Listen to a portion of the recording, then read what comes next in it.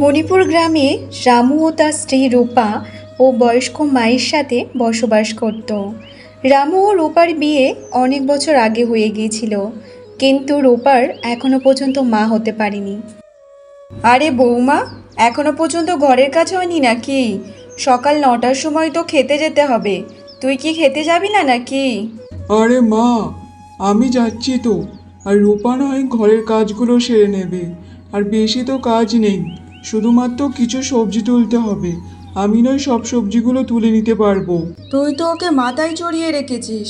আর যদি আমার কথাই চলতো না, তাহলে এই আপদটাকে বিদায় করে তোকে আবার একটা বিয়ে দিয়ে কবেই নতুন ঘরে বউ নিয়ে আসতাম। না না, থাক মা, আমি তো কিছুক্ষণ পরে ওনার সাথে বাগানে সবজি তুলতে যেতাম। হ্যাঁ, সে তো। তুই ঘরে বসে বসে কি আর করবি? বেকার তো কোনো বাচ্চা টাচ্চার জন্ম দিতেও পারিসনি এখনো পর্যন্ত। বাজা মেয়ে কোথাকার, আর বাজাই থাকবি। মা, আপনি তো একবার বোঝার চেষ্টা করুন। গ্রামের সবাই এই কথাটা বলে আমাকে, আর আপনিও আমাকে বলছেন এই কথাটা। রূপার অনেক বছর হয়ে গেল, এখনো পর্যন্ত তার কোনো সন্তান হয়নি।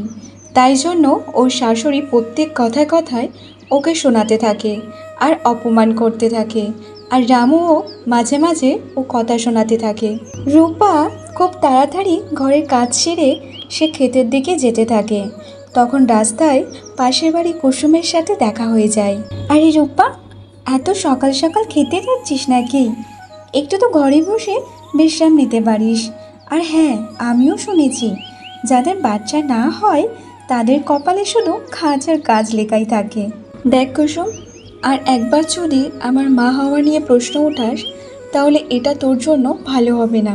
তুই এমনভাবে বলছিস কেন? তোর মা না হওয়ার কথা আমি কি জানি না নাকি? এখন তো তোর শাশুড়ি মা তোকে কথা শোনায়। আর রইল এই পাড়া, এই পাড়ায় তোর কেউ নাম নেয় না, তোকে শুধু বাজা মেয়েই বলে। কুসুম, আর একবার বলছি, আমার মা না হওয়া নিয়ে কোনো প্রশ্ন করবি না। আমি মা হতে পারিনি তা নিয়ে না বলাই ভালো। কে জানি, ভগবান না করুক যে তোর কোলেও ভগবান কোনো সন্তান দেবে না। কি? তুই কি বলতে চাস? আমি কি তোর মতো বাচ্চা জন্ম দিতে পারবো না?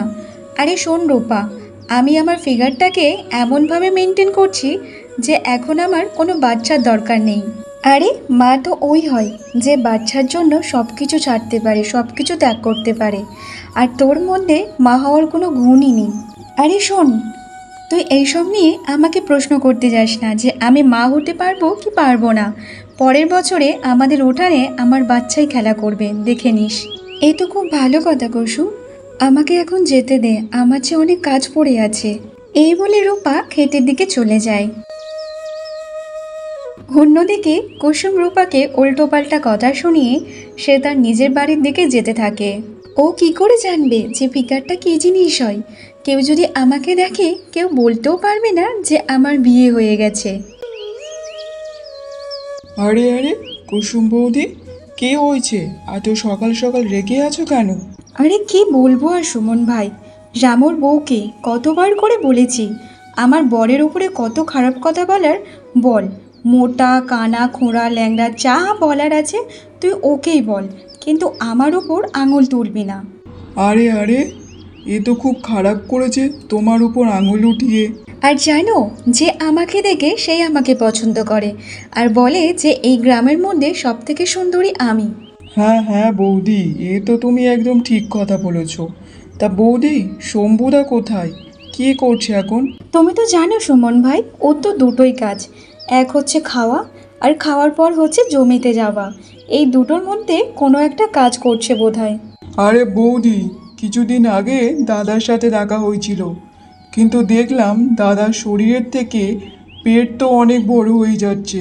হ্যাঁ জানি গো, আমি ওকে কতবার করে বুঝিয়েছি যে একটু কম খেতে, কিন্তু না, ওনার তো খাওয়া ছাড়া চলেই না।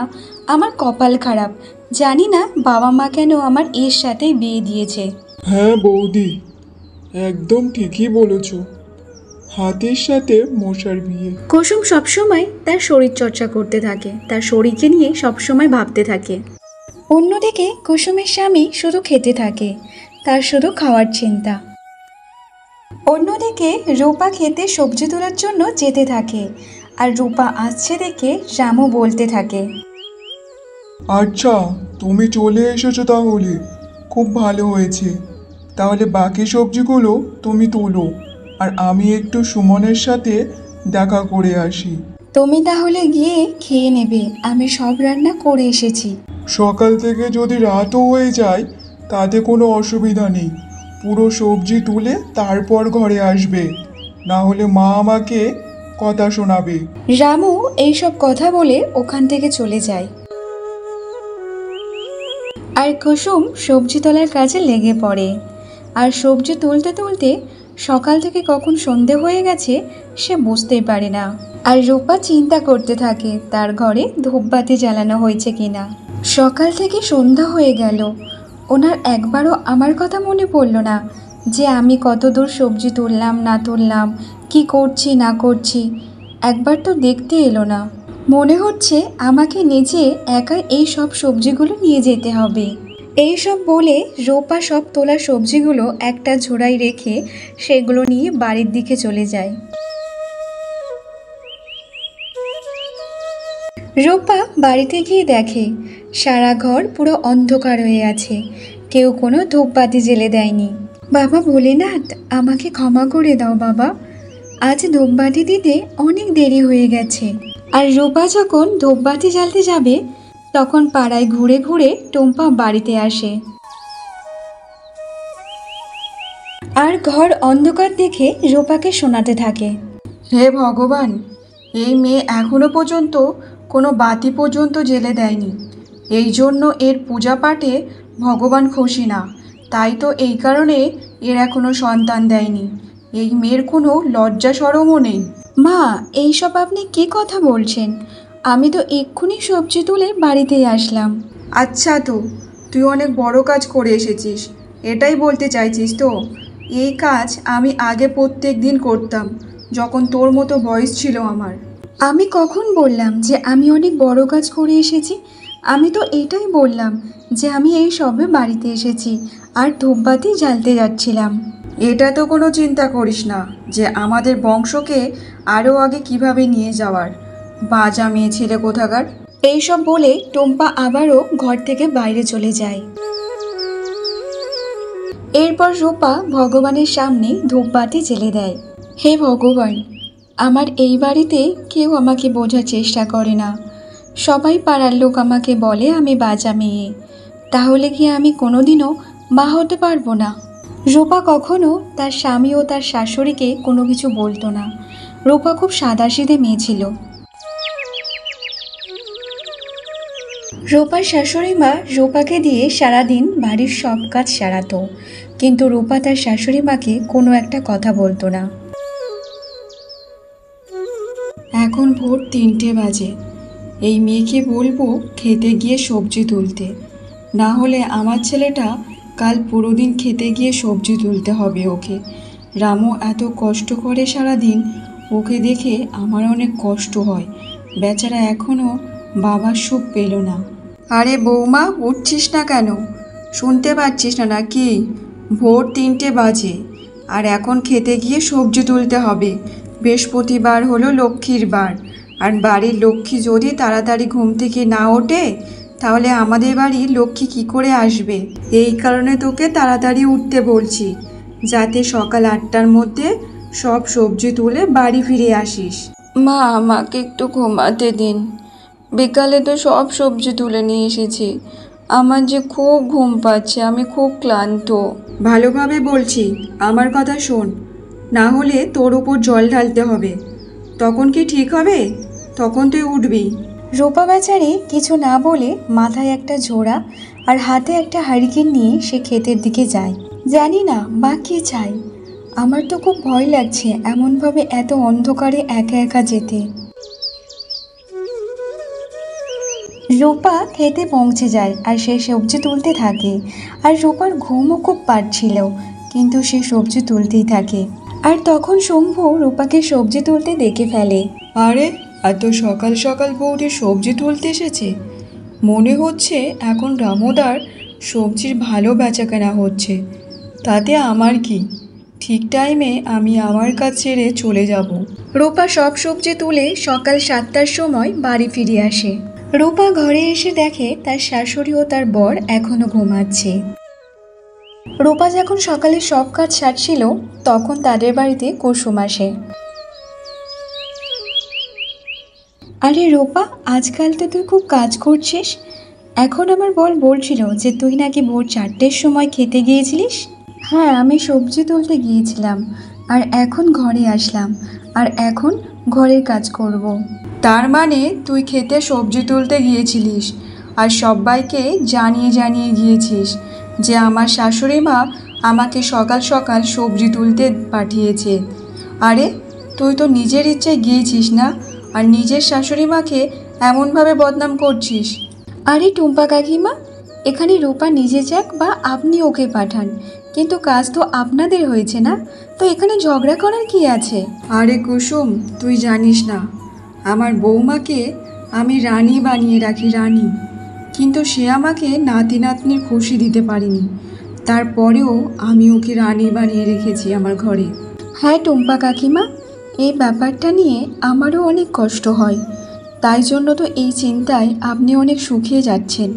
আরে কুসুম, কি আর বলবো, যেখানে আমি 3বার খেতাম সেখানে একবারও আমি ভালো করে খেতে পারি না এই চিন্তায়। যাই বলো, এই বুড়ি ভালো নাটক করতে পারে, যখন দেখি তখন মুখ চলতে থাকে আর বলতে থাকে নাকি 3বারের জায়গায় একবারও ভালোভাবে খায় না। আমি জানি এই বুড়ি বেচারি রূপাকে কত জ্বালায়, কত খাটায় ওকে দিয়ে। এইসব কথা বলে কুসুম ওখান থেকে চলে যায়।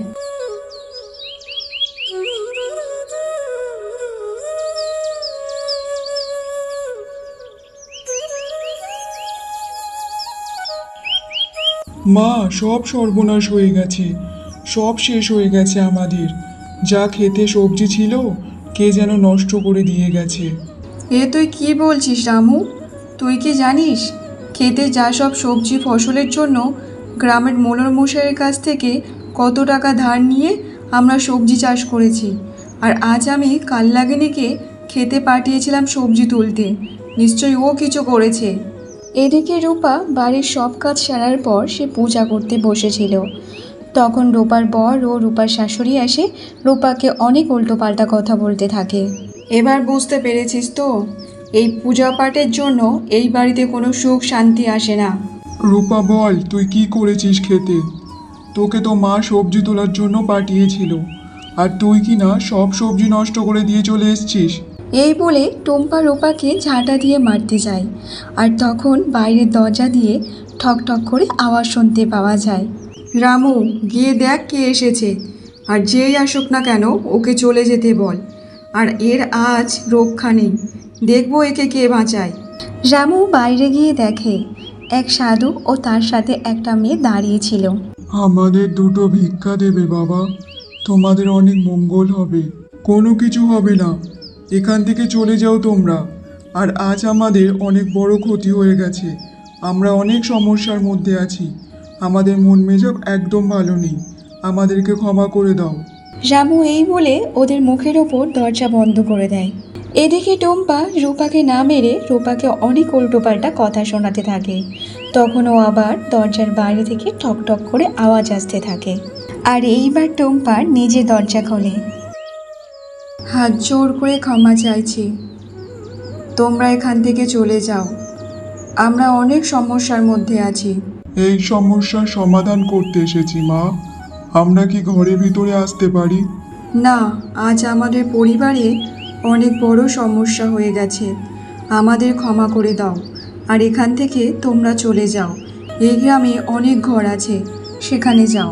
টম্পা এইসব কথা সাধুকে বলতে থাকে, আর তার মধ্যে সাধু আর ওই মেয়েটা ঘরের মধ্যে প্রবেশ করে যায়, আর সঙ্গে সঙ্গে ঘরের মধ্যে ধূপবাতি জ্বলতে শুরু করে, আর সাধুর জায়গায় ভগবান শিব রূপে চলে আসে, আর মেয়েটি মাতা পার্বতী রূপে চলে আসে।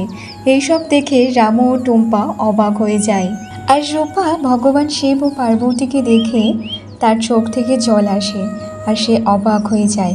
আরে, এটা আমি কি দেখছি?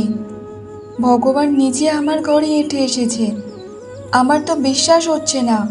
হে প্রভু, আমাকে ক্ষমা করে দাও। আমি যে তোমাদের চিনতে পারিনি। তুমি নিজে আমাদের ঘরে এসেছো, এটা আমার বিশ্বাস হচ্ছে না। শোনো রূপা, মেয়েরা কখনো দুর্বল হয় না, ওদেরকে দুর্বল করে দেওয়া হয়। এটা সত্যি যে একটা মেয়ে আর একটা মেয়ে শত্রু হয়ে ওঠে। মা, আমাকে ক্ষমা করে দাও। আমার অনেক বড় ভুল হয়েছে। এমন ভুল আর কখনো হবে না। আমি আমার বৌমার ভক্তির উপর কোনো বিশ্বাস ছিল না। রূপা, আমি তোমার ভক্তি দেখে খুব খুশি হয়েছি। আর আজকেকার পর থেকে তুমি কখনো দুঃখে থাকবে না। তোমার পরিবারের লোকও তোমার ওপর আর কোনো অত্যাচার করবে না। আর আজকেকার পর থেকে তোমার কোনো জিনিসের কম হবে না। ধন সম্পত্তি সব তোমারই হবে। হ্যাঁ রূপা, আমি তোমাকে এই আশীর্বাদ দিচ্ছি, তুমি মা হবে আর তোমার গর্ভে খুব তাড়াতাড়ি সন্তান আসবে। এই বলে শিব ও পার্বতী ওখান থেকে উধাও হয়ে যায়। তারপর টম্পা মাথা নিচু করে তার বৌমার কাছে ক্ষমা চায়, কারণ ওর ভুলটা ও বুঝতে পেরেছে। আর রামুও তার নিজের ভুলটাকে বুঝতে পেরে সেও তার স্ত্রীর কাছে মাথা নিচু করে অন্যায় স্বীকার মানে।